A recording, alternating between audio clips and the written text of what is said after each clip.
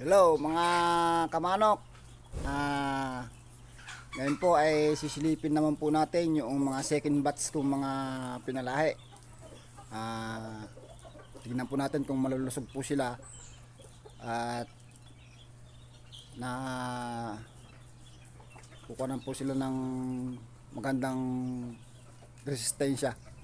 Sige po, tara, tingnan po natin mga kamanok ka-classmate. Ayan po.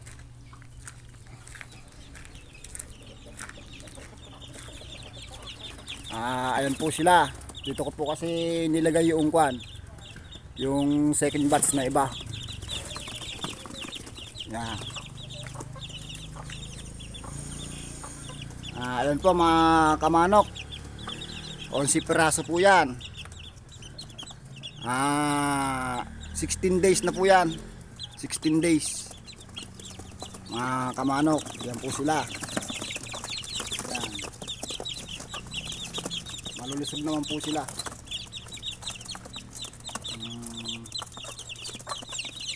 Okay naman po sila yung mga pangangatawan, masisigla.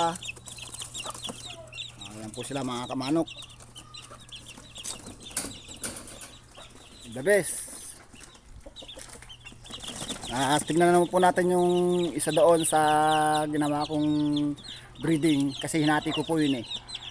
Yung isa naman po sa kabila para pakawalaan po ng second batch po ulit. Tignan po natin kung malulusog din po sila, masisigla. Yan.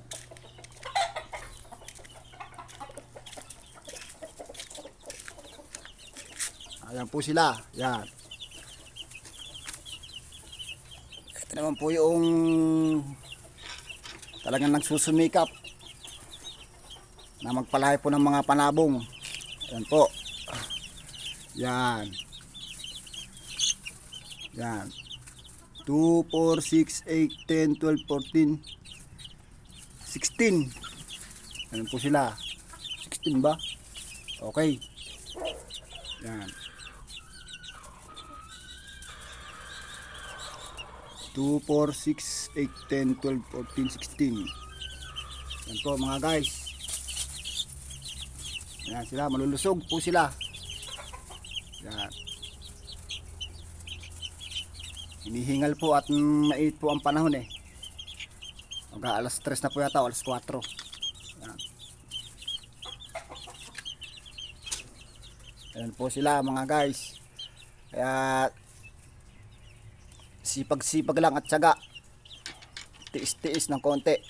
Kasi nagpaparami po tayo ng panabong ng manok. Mga claret po yan, saka kuan Milsim Black, saka sweater na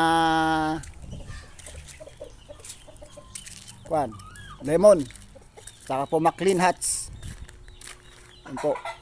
Sige mga guys, salamat. Bye bye, next time uli.